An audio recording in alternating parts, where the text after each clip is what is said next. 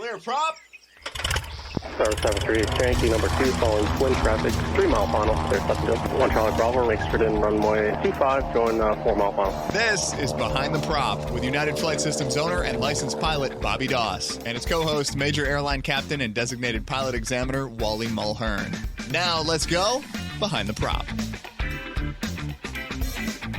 What's up, Wally? Hey, Bobby. How are you? Fantastic.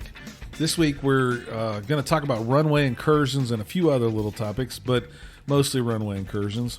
And we kind of hinted at it last week, and this is a real deal for me specifically. We talked about my near miss a little bit last week. We did a whole show on it a long, long time ago, but I am a believer that maybe I should have died in a plane crash when a helicopter landed right in front of me, less than 100 feet, while I was on the go, mid runway, wheels rotating off the ground.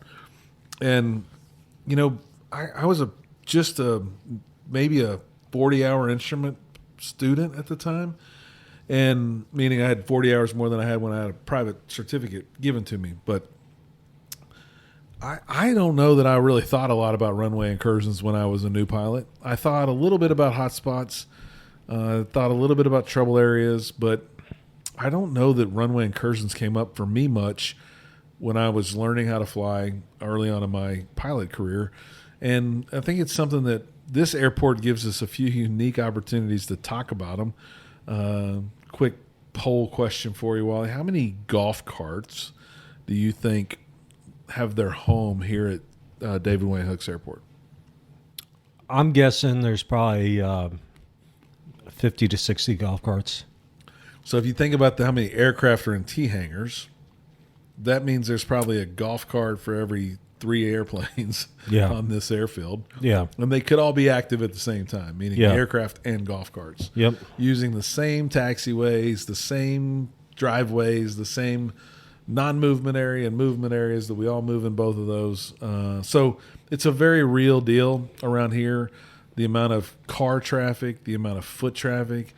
That when I come to work in the morning, Mike is a taxiway that if you didn't fly here regularly, you would think it was a taxiway because it is, but you wouldn't know it was part of a quote-unquote non-movement area, which means the tower and ground control don't control the ins and outs of that flow. On one side of that is a active water runway, and on the other side of it is private homes and hangars with $15 million jets parked in them, right? So very unique environment. But on that Mike taxiway, when I come in the morning, I would bet there's on average 4 people exercising every day I come in.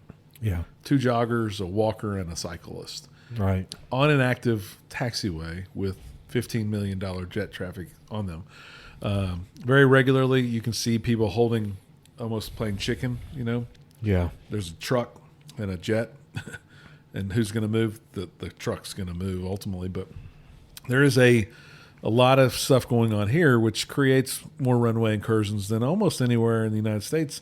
And the tower and team have worked really hard. We have an annual RSAT meeting, which is runway safety something meeting. All the flight schools get involved. All the people on the airport are involved. We do a monthly conversation with the tower to try and eliminate problem areas and things. But we're not going to make them completely go away because we're human and we're all going to make mistakes.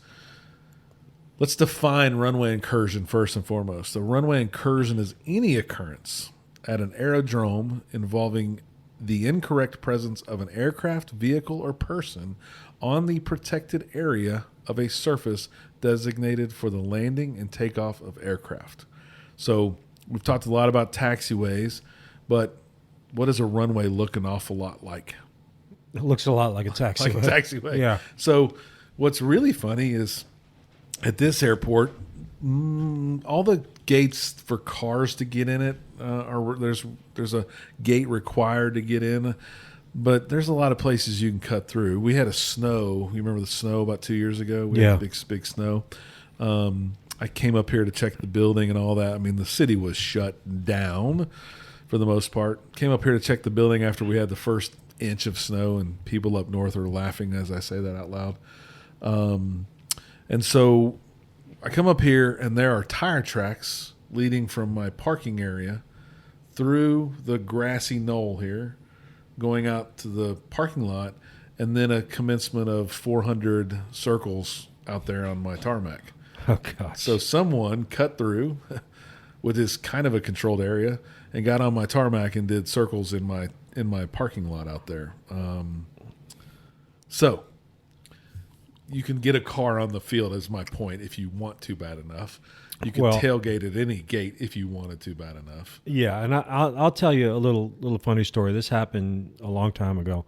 Back in my general aviation days, I was flying for a company that flew freight. We flew canceled checks at night, and that's a whole industry that doesn't exist anymore. But basically, I used to fly from Monroe, Louisiana to Dallas, Texas, and turn around and go back to Monroe. And I'd take off from Monroe at 12:30, midnight 30, get to Dallas about 2, and turn around and go back. Well, we had an airplane that needed some avionics work, and one of the avionics shops that we used was over in the Dallas-Fort Worth area at Addison Airport.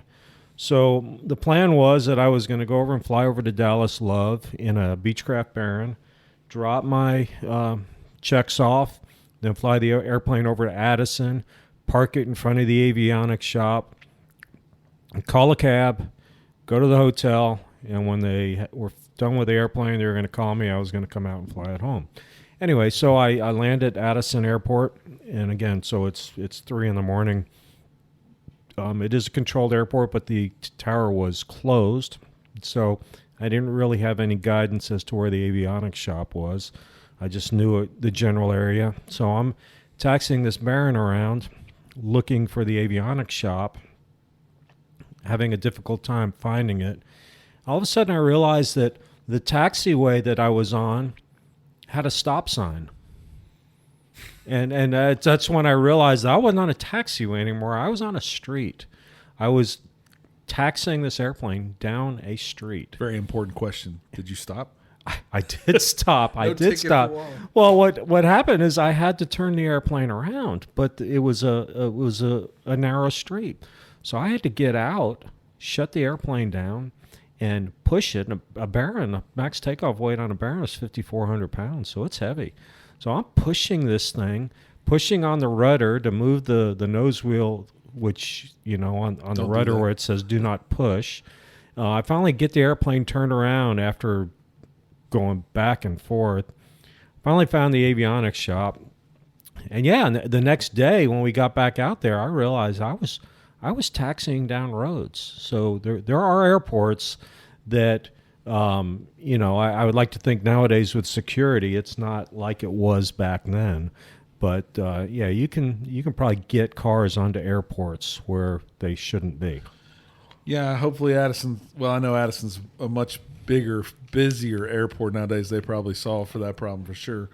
But I think the bigger problem isn't necessarily the aircraft as much as it is the other traffic, cars, people.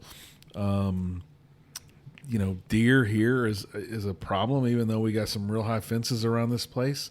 My chief pilot came in the other day and said, I'm pretty sure we killed a turtle, and it was a pretty big turtle, and that was on the runway. So that might have gone unknown to the tower, but we have wildlife on that runway all the time. I've come in to land here before, and the tower said, use caution, 3 young men at the end of the runway. And there had been some boys that had jumped the fence from the subdivision over there, and they were out there playing on the runway. And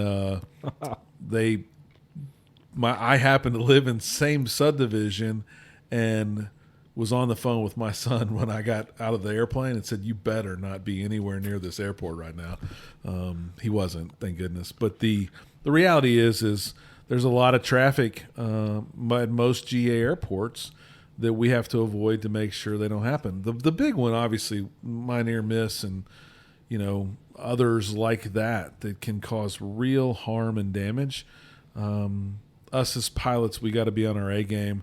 We all have heard and know where do most near misses and collisions happen? Near airports, because there's more traffic at those airports. So head on a swivel, being cautious of things.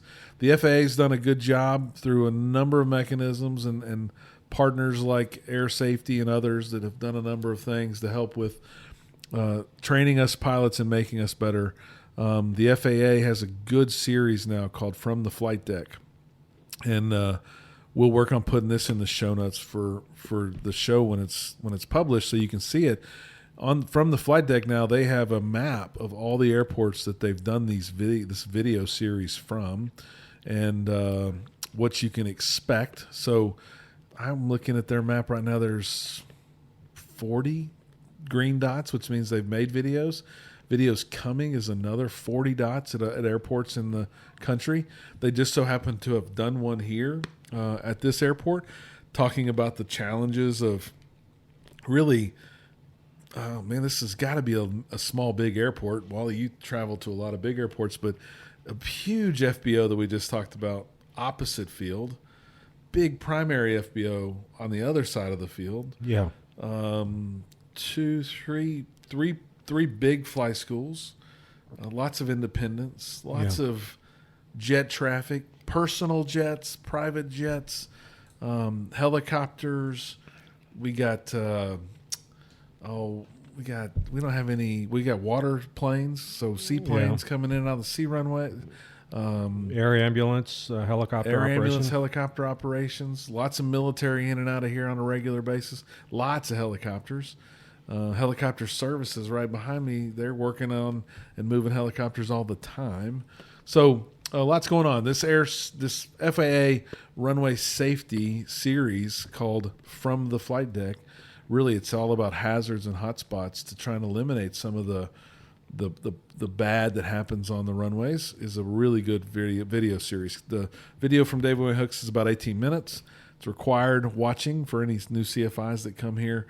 And it should be, if there's a video about your home airport, you should be sharing it with as many people as possible, because it actually shows a little bit about the triangle and the unique things that are just really obscured from what most pilots might be expecting. So we'll put that in the show notes, and hopefully that'll help you if you're ever at this airport. And then there is a runway simulator that we've talked about in the past as well that gives you kind of taxi instructions.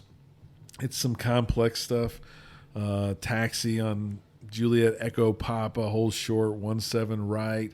You get there, you cross, then they tell you to cross, and you cross, and you're kind of using a pointer to give it the next instruction that you would do. And they're trying to trick you up in that simulator, or maybe they're just trying to give you some complex instructions to make you a better pilot. But it's a really good tool as well, because if you haven't seen them, there's air disaster videos on the TV, the Discovery Channel, of where, a GA aircraft taxis across in front of a jet that's taking off, and a lot of people get hurt and get killed. It is something that I don't want to participate in, hopefully ever again, for sure. Yeah. What about non-towered airports? I mean, there's a NASA report you could file. I don't think there's going to be a tower that's going to talk about a runway incursion, but isn't it more dangerous at a non-towered airport, in your opinion? The amount of runway activity that could be considered incursions? Yeah, I would think so. Especially obviously a busier non-towered airport. At a non-towered airport, I mean, there's not a. We hear people talk about active runway. Well, at a non-towered airport, there's really no active runway. I mean, you can do whatever you want at a non-towered airport. We have one airport southwest of Houston that is used by a lot of agricultural operators, a lot of crop dusters flying in and out of there. And the direction of the wind really doesn't mean a whole lot to them. If they're coming from the north, they're going to land south. If they're taking off to the north, they're taking off north. Yeah. Regardless of what the winds are. So I've had a lot of situations there where you're in the pattern trying to do some landings The wind may be 020 at 8 knots, so you're landing the north runway. And they're coming in, and they're not talking to anybody. So you better be careful. Yeah. Well, and I've been at an airport north of town here that has changed names a number of times, and we were calling out the old name. They were calling out the new name. They were coming in from the east. We were coming in from the west. And, you get to about 400 feet and see a landing light on at the other end of the runway, eye level with you. That's going to change your approach technique. Yeah. You're going to divert. You're going to really quickly remember which way you're supposed to go with oncoming traffic. And thank goodness we weren't on the runway, but I could see where that would be a real problem. Or could be a real problem for sure. Yeah. Any other thoughts on runway incursions, Wally? It's definitely something we've seen here a lot. There's probably been more than a dozen of those at this airport this year. I think you can see some of that information online. That if I can find that stuff, I'll definitely put some of that on our show notes as well. But anything to talk about from a GA perspective? Forget the big world that we don't all live in regularly. Yeah, I just think it's important that that you keep your guard up until the airplane is completely shut down and all the switches are shut off, and you can say that parking checklist is complete. I see a lot of people land, we taxi clear the runway, and they go, okay, it's over with. It's kind of like the Atlanta Falcons did in the Super Bowl a few years ago. I think at halftime they kind of said, okay, yeah, we got this. But Mr. Brady didn't say he was Mr. done. Brady had something to say about that. So, keep your game on, keep your game face going until you get in and parked and the airplane is completely shut down. And I say completely shut down. I mean, how easy is it to come in and maybe leave the mag on, maybe leave the master switch on, because maybe you have some electronic display that you need to get the Hobbs time from, and you pull the mixture and you just leave all that stuff going, and then some ramp guy comes out to move the airplane, and maybe Something bad happens. moves the prop, and that airplane could try to start. Yeah, be safe out there. Don't let that happen, runway incursion or not.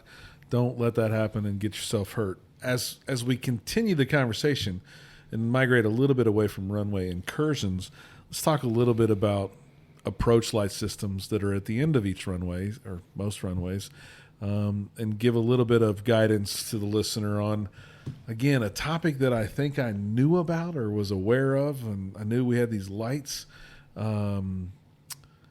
but I didn't necessarily know all how they worked and maybe how many different types there were out there. We're going to talk about two systems today. We're going to talk a little bit about PAPI and a little bit about VASI.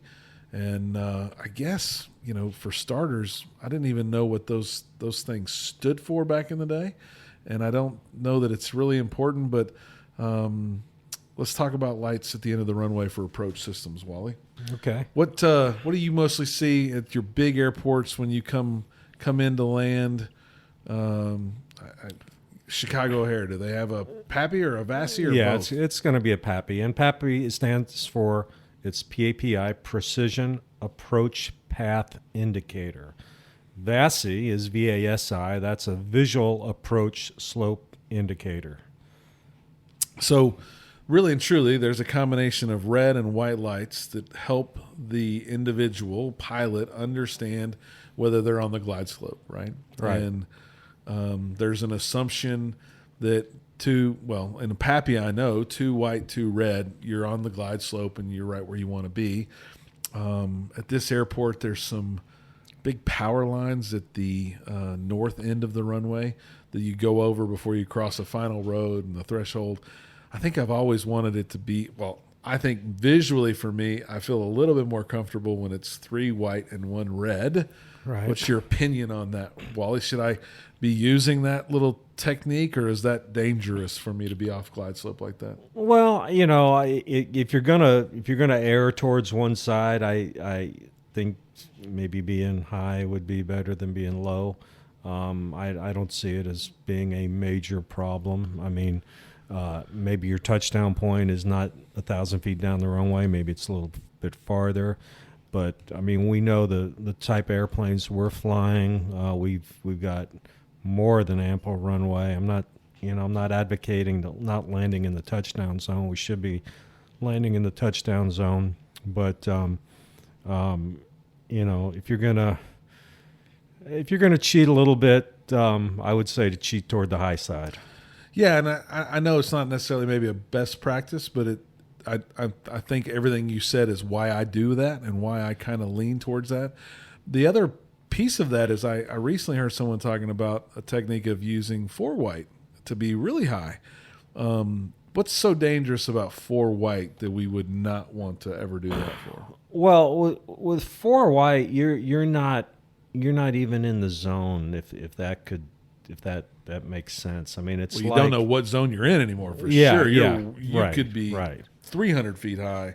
You don't know you're maybe just a little high. Yeah, I mean, it's like saying on a electronic glide slope indicator, the glide slope in the airplane. I mean, well, why not just make that needle peg out to the bottom and be on the high side of the glide slope the whole time?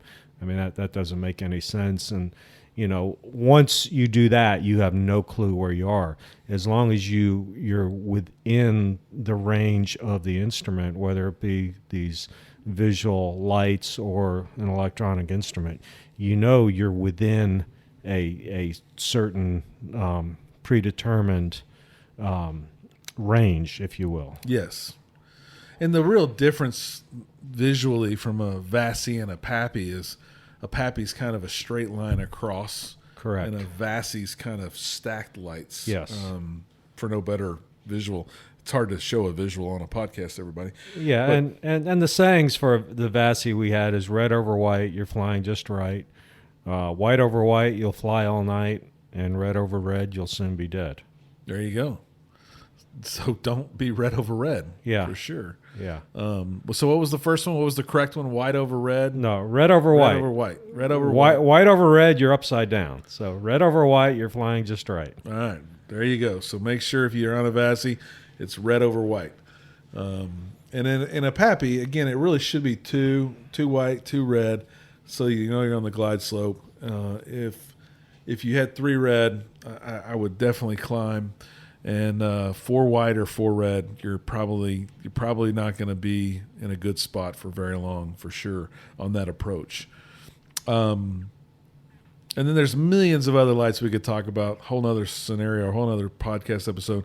We just wanted to touch on approach light systems a little bit because we had a couple questions come up recently, and we wanted to cover that. And one more topic that we wanted to talk about today, we've hinted at it a number of times, but we want to talk about doing it yourself fueling. With fuel prices being absolutely bonkers right now, you probably, if you fly cross country at all, you're probably shopping for fuel prior to picking your destination. Would you say that's a commonality nowadays, Wally? Yeah, definitely. So at this airport right now, and I know there's others out there that are going to tell me theirs is much, much worse.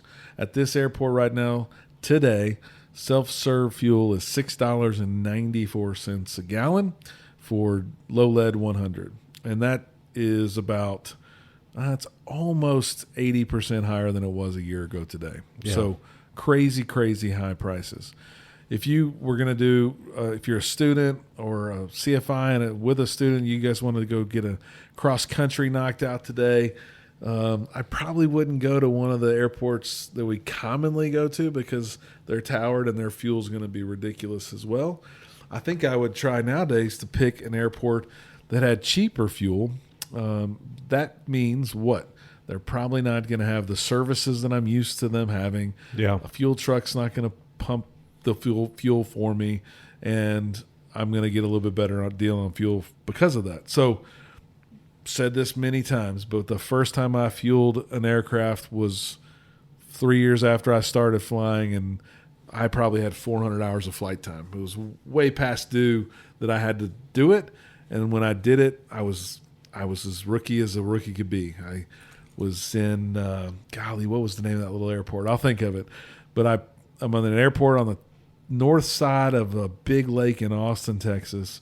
Took some friends up there and dropped them off.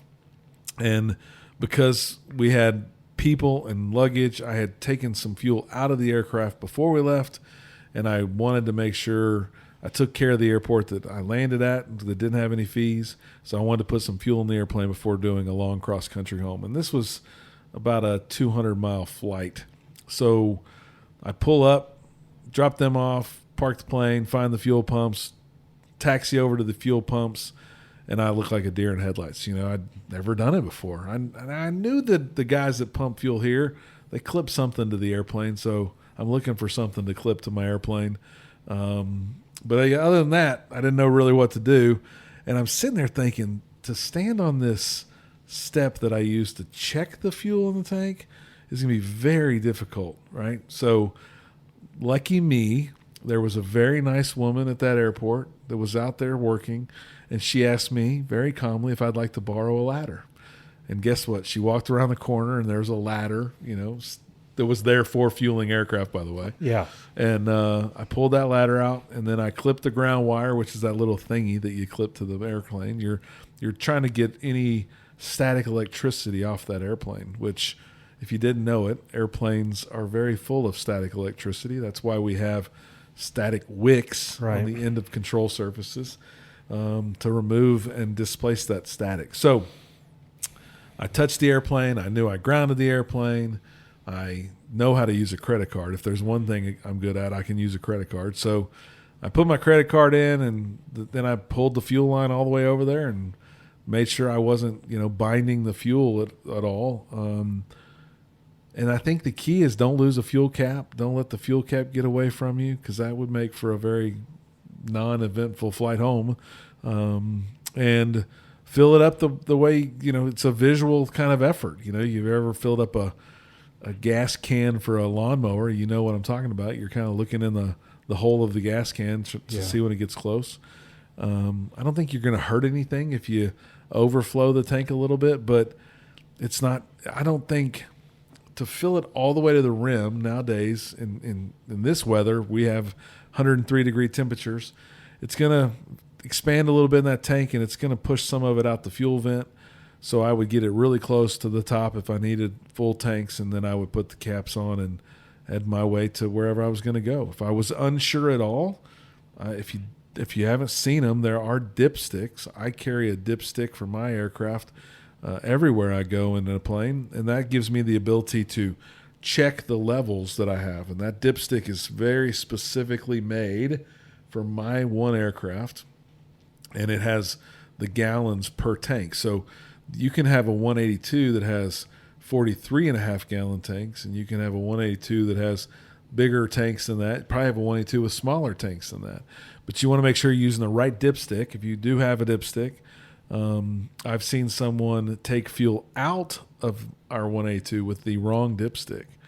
And if I wouldn't have checked the fuel, that they were doing it for me, if I wouldn't have rechecked that, I wouldn't have known that I had a lot less fuel than I asked for them to put in it, right? So that could have been a scary situation. So even if you fuel it, if you have plans and you're tight on fuel at all, make sure you check it with that dipstick. It's pretty much like the straw that you put in a cup and hold your thumb over it. Yeah. Look at it and see how much fuel you have. The other thing I think is important, if you'd probably do it if someone else fuels your planes for you, but that is sumping your tanks. Yeah. You definitely want to sump your tanks. And you say, why would I want to do that? Well, you're not so sure that remote fuel tank didn't have a crack in it and get a lot of land water in it, meaning water from a well or rainwater or anything else. There might be pardon the French, but a pissed off airport employee who came back and put a bunch of water in that tank instead of fuel. So make sure you sump those tanks, and that means you need to probably have a sump in your flight bag and be ready to use that sump when you fill your plane full of gas to make sure there's not water or dirt or contaminants in that fuel so that you can be safe when you fly home. And I will say this to flight instructors. I think it's a very good drill to when you are out there pre-flighting with your student at some point in their career as a student pilot. fill that little sump up with a little bit of fuel, and at some point somebody's going to have a bottle of water with them. Just pour some water in there and just look at what it looks like, or better yet, take that fuel and pour it in the water bottle and see how quickly it separates. Shake it up. That fuel and that water will separate within seconds. For sure, no doubt. And if you want to, you can follow United Flight Systems on social media and check out our pictures. We show that picture fairly regularly just to remind students and people what it looks like and what you should not see when you sump your tanks. Yeah, and get rid of it. Probably don't want to leave that laying around because it does almost look like some blue Gatorade. Yes. I have heard of someone picking that up and drinking it, but not me and not this flight school. So, yes. That will wake you up for sure. So, really 3 topics today, but primarily runway incursions. We talked about approach lighting systems, and then we kind of gave you a little bit of an overview on do-it-yourself aircraft fueling. All short topics today.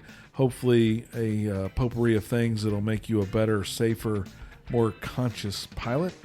As always, fly safely and stay behind the prop. Thanks for checking out the Behind the Prop podcast. Be sure to click subscribe and check us out online at BehindTheProp.com. Behind the Prop is recorded in Houston, Texas. Creator and host is Bobby Doss. Co-host is Wally Mulhern. The show is for entertainment purposes only and is not meant to replace actual flight instruction. Thanks for listening, and remember, fly safe.